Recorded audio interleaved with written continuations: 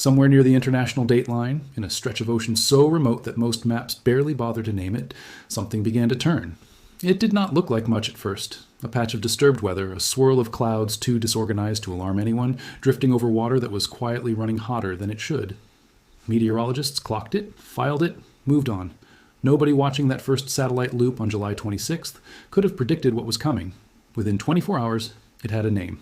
Within another day, it had a shape. And within a week, it would be bearing down on two of the most densely populated coastlines on Earth, forcing airports shut, grounding flights, emptying harbors, and pulling military bases into lockdown. This is the story of Typhoon Dolphin, and as you are hearing this, it is still not over. The storm's origin alone should have been a warning sign, if anyone had known what to look for. Dolphin did not form in the usual nursery grounds of the Western Pacific, the warm pools south of Japan or east of the Philippines, where most of the region's monsters are born. It formed almost exactly at the line where one calendar day becomes the next, an event so unusual that senior forecasters at China's National Meteorological Center would later call it something that had never been recorded since modern tracking began. A storm born at the edge of time itself, then aimed like an arrow at the heart of East Asia. That single fact tells you everything about how strange this system has been from its very first breath. Most typhoons are predictable in their infancy. Dolphin was not. It skipped stages. It behaved like a system twice its age. Understand something about how these systems are usually born. A typical typhoon in this part of the world spends days, sometimes more than a week, drifting as a disorganized cluster of thunderstorms before the atmosphere finally arranges the ingredients correctly, before rotation kicks in, before a center forms, and a name gets assigned. It is a slow courtship between warm water and low pressure, patient and gradual. Dolphin skipped the courtship entirely. It arrived already organized, already spinning, as though the ocean had been quietly building it in secret for weeks before anyone noticed. And once it existed, it did not waste a single hour proving what it was capable of. Tropical depression on July 26th, tropical storm by July 27th. And then, in a move that stunned even veteran storm chasers, it exploded. Rapid intensification is the term meteorologists use when a storm's winds increase dramatically in a short window of time, and Dolphin didn't just qualify for that label, it rewrote it. In under 48 hours, it went from a disorganized tropical storm to a full-blown super typhoon. By July 29th, it had crossed the threshold. By the following day, it had reached its terrifying peak, sustained winds of 165 miles per hour, gusts even higher, a compact, symmetric eye visible from space, the unmistakable signature of a storm operating at maximum theoretical efficiency. In the language of Atlantic hurricanes, this was a Category 5. In the Western Pacific, they call it something more ominous, a violent typhoon, the fifth storm on the entire planet to reach that ceiling in 2026 alone, putting this year on pace to challenge one of the most extreme tropical seasons ever recorded back in 1997, when the planet saw 12 storms of that magnitude in a single year. Picture it from above, because satellites did, night after night. A storm so symmetric it looked almost engineered, a perfect white pinwheel with a dark, calm eye at its center, embedded mesovortices spinning within its own cloud tops like smaller storms nested inside the larger one, evidence of just how much raw energy this system was processing. Underneath it, the ocean was doing exactly what fuels monsters like this. Sea surface temperatures between 84 and 86 degrees Fahrenheit, warm enough to feed explosive intensification, combined with unusually low wind shear, the kind of atmospheric stillness that lets a storm build vertically instead of being torn apart sideways. Everything the atmosphere could offer, Dolphin took. And this is where the story could have ended quietly, the way most super typhoons do, spinning harmlessly over open ocean before fading into the record books as a statistic. For a moment, it looked like that might happen. The storm was not immediately threatening land. Forecasters noted that it was tracking toward the remote Ogasawara Islands, a scattering of small, sparsely populated Japanese territories, and beyond that, uncertainty. But uncertainty is exactly what makes a storm like this so dangerous to talk about in real time, because the moment you think you understand its path, it shows you something new. Dolphin battered the Ogasawara Islands as a strong typhoon, then did something unusual. It began to wobble in intensity, weakening to something closer to a Category 2 equivalent as it moved further west, only to strengthen again days later as it approached Japan's southern reaches. This is not typical behavior. Most typhoons follow a single arc, a rise and a slow, steady fall. Dolphin fluctuated, rising and falling and rising again, a storm that refused to commit to a single trajectory of decline, feeding off warm patches of ocean whenever it found them, weakening only when conditions turned briefly hostile. Every time meteorologists thought they had it figured out, it adjusted. By late July and into early August, the storm's next target became unmistakable. Japan's Ryukyu Islands, the long chain stretching from Kyushu down toward Taiwan, with Okinawa sitting squarely in its crosshairs. The Japan Meteorological Agency began issuing typhoon warnings for the outer islands well in advance, describing Dolphin in its own advisories as large and very strong, a storm wide enough that its effects would be felt long before its center arrived. And on the ground, that warning translated into something very real, very fast. Authorities in Okinawa urged residents to prepare for the worst days before landfall. Then came the moment that turned this from a forecast into a headline.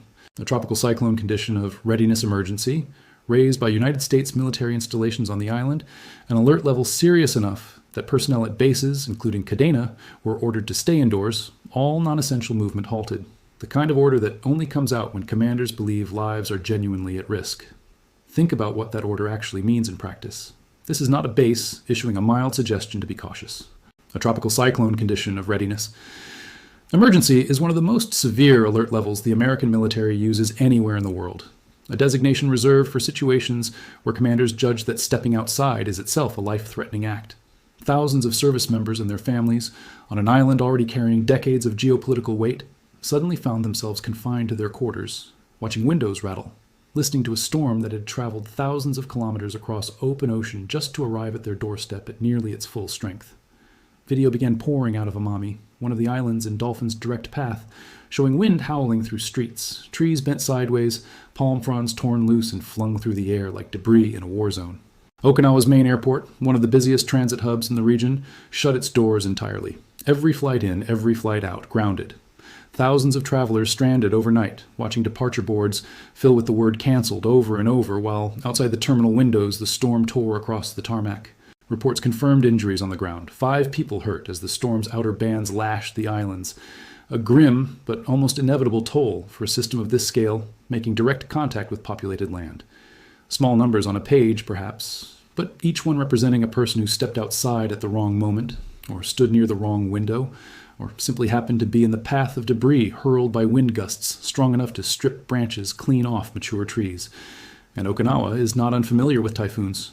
It is an island shaped, quite literally, by generations of storms, its buildings reinforced, its infrastructure hardened by decades of experience with exactly this kind of event.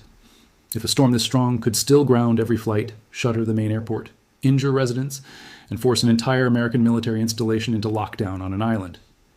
This well prepared, it tells you something uncomfortable about what a storm of this magnitude could do to a coastline that has not spent decades building typhoon resilience into its bones. And here's the part of the story that should genuinely unsettle you. Okinawa was never the final target. It was simply the first domino. Because even as Dolphin's outer bands were still whipping across the Ryukyus, meteorologists on the mainland were already staring at forecast models with a very specific kind of dread, because the storm's next stop, according to nearly every major forecasting agency tracking it, is China. Not a glancing blow, not a distant brush along the coast. A direct hit, somewhere along one of the most economically vital and densely populated coastlines on the planet. The target zone stretches from Zhejiang province in the north down toward Fujian in the south. A stretch of coast that includes fishing communities, major ports, and cities just inland that are home to tens of millions of people. Shanghai itself sits close enough to the projected track that officials there have already begun activating emergency protocols, bracing for tropical storm force winds, storm surge, and the kind of flash flooding that turns city streets into rivers within hours. China's meteorological authorities have been walking the public through this with a level of technical detail that betrays just how seriously they are taking it. Officials describe 2 competing scenarios for how Dolphin's final approach might unfold.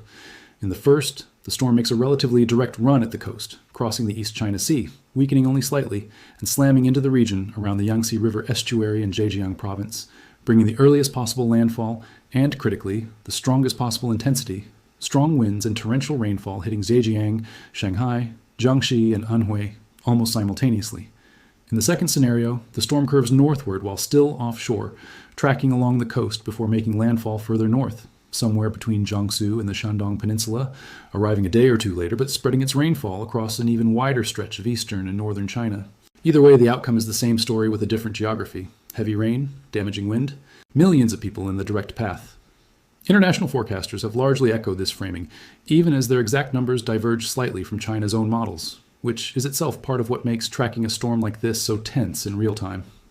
The American Joint Typhoon Warning Center has run its own projections in parallel with China's National Meteorological Center, and while the 2 agencies broadly agree on the window, sometime between the afternoon of the 9th and the early morning hours of the 10th, they have shown subtle differences in exactly where along that coastline the center will finally cross onto land. A few dozen kilometers might not sound like much on a map, but along a coastline this densely built, the difference between a direct hit on a major port city and a landfall in a more rural stretch further south can mean the difference between a regional disruption and a national emergency.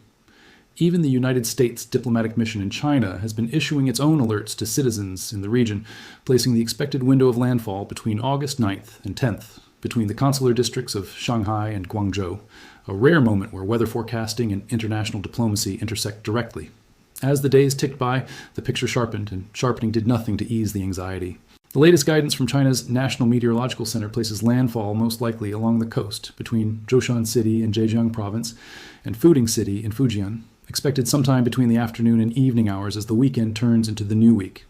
Forecast wind speeds near the storm's center at the moment of landfall are being placed in a range of roughly 144 to 162 kilometers per hour, which translates to somewhere between 89 and 101 miles per hour. A storm arriving, not as the record-shattering monster. It was at its peak over open ocean, but still a formidable typhoon, still more than strong enough to tear roofs from buildings, snap power lines, and drive dangerous storm surge into low-lying coastal communities. And it is the rain, more than the wind, that has authorities most concerned. Forecast models are calling for staggering rainfall totals across the impact zone. Parts of central and eastern Zhejiang could see 250 to 350 millimeters of rain in a single day, numbers that translate to roughly 10 to 14 inches falling in a period measured in hours, not days. And the rain does not stop once the storm makes landfall. In the following 24-hour window, forecasters expect an additional 250 to 300 millimeters across Shanghai, southern Anhui, and much of Zhejiang, meaning some communities could be staring down close to 2 feet of rainfall across a 48-hour span. Some areas of eastern Zhejiang, according to separate estimates, could see totals exceeding 600 millimeters before the system finally moves on. For context, that is more rain in 2 days than many regions see across several months combined. Out at sea, the numbers become even more extreme. The East China Sea, Hangzhou Bay, and the waters around the Yangtze estuary are forecast to experience winds reaching Beaufort Force 13 to 16 near the cyclone's center, with gusts spiking even higher into the range meteorologists reserve for the most violent conditions the ocean can produce. Wave heights along the coast are being described by China's Ministry of Natural Resources as large to very large, serious enough that an orange alert, one step below the highest possible warning level, has been issued for coastal waters. Boats that once floated freely in harbor are now lashed together in tight clusters, hulls bound to hulls, sailors racing the clock to secure everything that can be secured before the storm arrives. The response on the ground has been sweeping and, in places, unprecedented. Zhejiang Province activated its highest-level coastal typhoon alert, an emergency status that triggers a cascade of protective measures across the entire coastline. Port operations across the province have been halted entirely, cranes stilled, container ships holding position offshore or diverted elsewhere, an economic disruption playing out in real time as officials prioritize human safety over shipping schedules. More than 160 passenger ferry routes have been suspended, stranding travelers and cutting off some of the smaller coastal and island communities from the mainland just as the storm approaches. Coastal tourist sites have been shuttered. Personnel working on offshore aquaculture farms and construction platforms have been evacuated back to the mainland. In neighboring Fujian province, authorities have gone even further, completing a full evacuation of fishing vessels from designated fishing grounds, including waters around the disputed Diaoyu Islands, a detail that adds a quiet undercurrent of geopolitical tension to what is, on its surface, purely a weather story.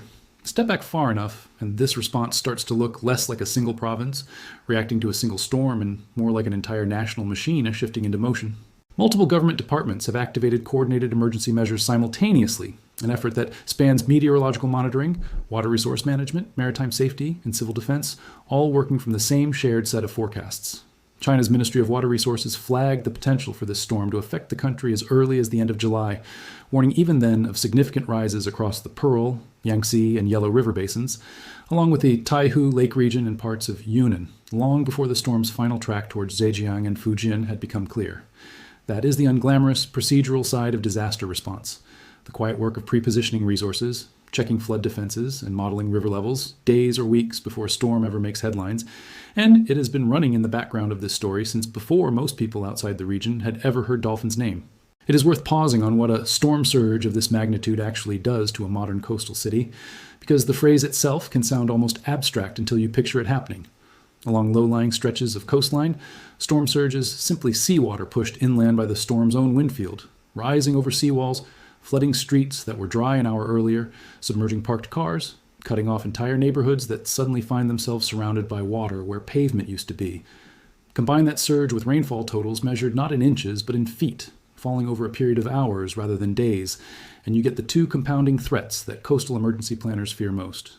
Water rising from below and water falling from above, meeting in the middle of a city that was never designed to absorb both at once. History offers a blunt reminder of what storms in this exact category are capable of. Earlier this same year, Super Typhoon Sinlaku, another of 2026's 5 storms to reach the most extreme intensity category, made landfall in the northern Mariana Islands with sustained winds around 145 miles per hour, considerably weaker at landfall than Dolphin was at its own peak strength. Sinlaku still killed 17 people and caused roughly $1.5 billion in damage across Guam and the Marianas. It was, at the time, the 10th storm of Category 4 or 5 intensity to strike an American state or territory in a single decade. Matching a pace the mainland United States has taken 10 full years to reach. Typhoon Dolphin, arriving at the Chinese coast with a wind field, forecasters have specifically flagged as unusually large, and aimed at a coastline vastly more populated than a scattering of Pacific islands, carries the potential to eclipse that toll many times over if the worst-case scenario plays out. What makes this typhoon particularly difficult to forecast, and particularly dangerous to underestimate, is its sheer physical size. Meteorologists have described Dolphin's wind field as unusually large, a storm whose reach extends far beyond its visible eye, meaning that even communities well inland, far from where the center technically makes landfall, will still feel damaging winds and torrential rain. Chinese officials have gone out of their way to stress this point publicly, warning that residents who assume they are safe simply because they live away from the immediate coastline may be dangerously mistaken. This is not a narrow surgical strike against one city. This is a broad, sprawling system capable of delivering serious impacts across multiple provinces simultaneously. In response, China has leaned on technology in a way that reflects just how seriously this storm is being treated at the highest levels of government. State broadcasters have reported the deployment of an artificial intelligence forecasting system at the National Marine Environmental Forecasting Center, a tool capable of modeling the typhoon's projected route, intensity, and landfall characteristics up to 240 hours, a full 10 days into the future. Drones have reportedly been mobilized as part of the broader monitoring and response effort, part of a growing arsenal of tools China is using to track a storm system that officials have compared, in terms of the area it could ultimately affect, to well over 1,000 times the size of Hong Kong. Layer on top of all of this the wider context of the season, and the picture becomes even more striking. Meteorologists tracking overall storm activity across the western Pacific this year have pointed to an accumulated cyclone energy value already surpassing 165, more than double the seasonal average for this point in the year. Dolphin alone has contributed an accumulated energy value above 43, an extraordinary output for a single storm and a significant driver of just how active this season has already become. Forecasters have connected part of this surge in activity to broader climate patterns, including the influence of shifting El Niño and La Niña conditions across the Pacific, patterns known to reshape where and how intensely tropical systems form and strengthen throughout the year. Whether or not you follow the science closely, the practical result is simple and blunt. More fuel in the ocean, more storms reaching extreme intensity, and communities across an entire ocean basin bracing for a season that refuses to slow down. There is also something almost eerie about the way this storm has behaved across its entire lifespan, something forecasters keep circling back to in briefing after briefing.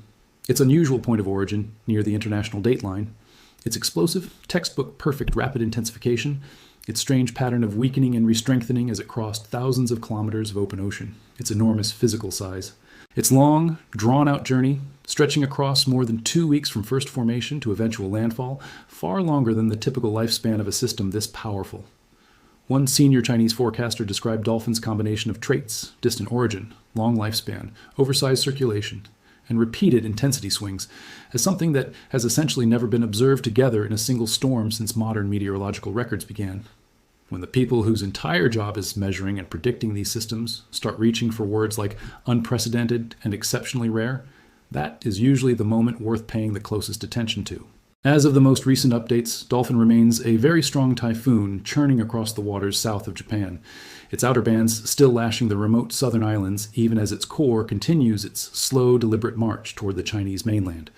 Forecasters expect it to maintain typhoon intensity through its approach, with only gradual weakening as it nears the coast, meaning the storm that eventually makes landfall will still be more than capable of inflicting serious damage.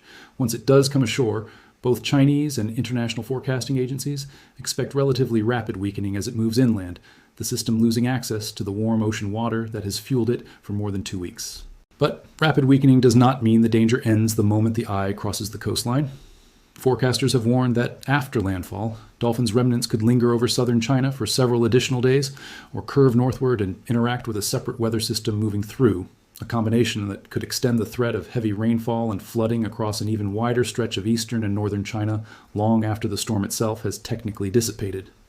For the tens of millions of people living along this stretch of coastline, from the outer islands of Japan already battered by the storm's first wave, to the fishing communities of Fujian pulling their boats from the water, to the residents of Shanghai and Zhejiang watching rainfall totals climb on their phones in real time, the coming hours represent the most dangerous window of the entire event.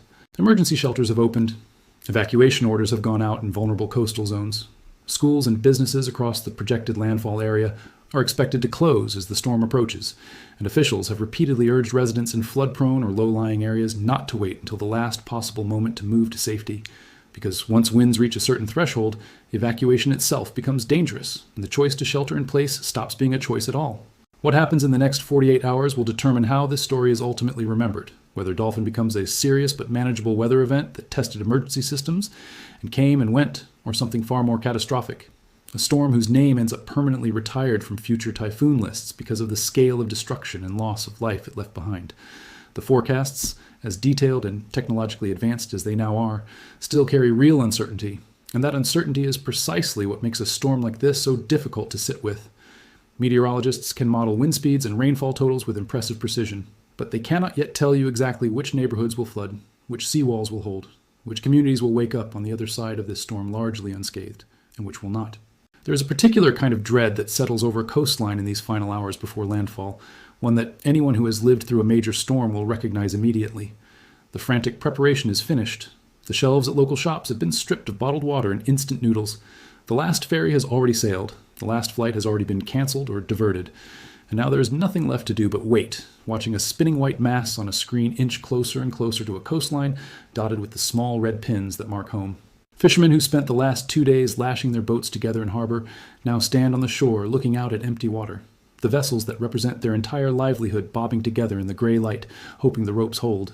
Families in Zhejiang's coastal towns have packed emergency bags, moved important documents to higher shelves, and are now simply listening to the wind pick up outside, gauging its strength against memories of storms that came before.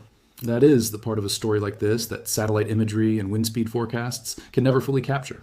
Behind every technical bulletin about Beaufort force winds and millimeters of expected rainfall is a grandmother in a fishing village deciding whether it is finally time to leave for the shelter down the road, a shopkeeper in Shanghai boarding up a storefront window for the first time in years, a construction crew scrambling to secure scaffolding on a half-finished tower before the gusts arrive.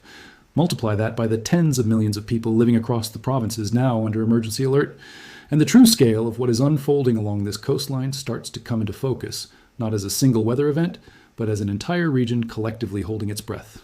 For now, the satellites keep watching. The models keep updating. And somewhere along that stretch of coastline between Zhejiang and Fujian, millions of people are doing the only thing left to do once the preparations are finished and the storm is already too close to outrun. They are watching the sky, checking their phones for the latest update, and waiting to see exactly where and exactly how hard Typhoon Dolphin is finally going to come ashore.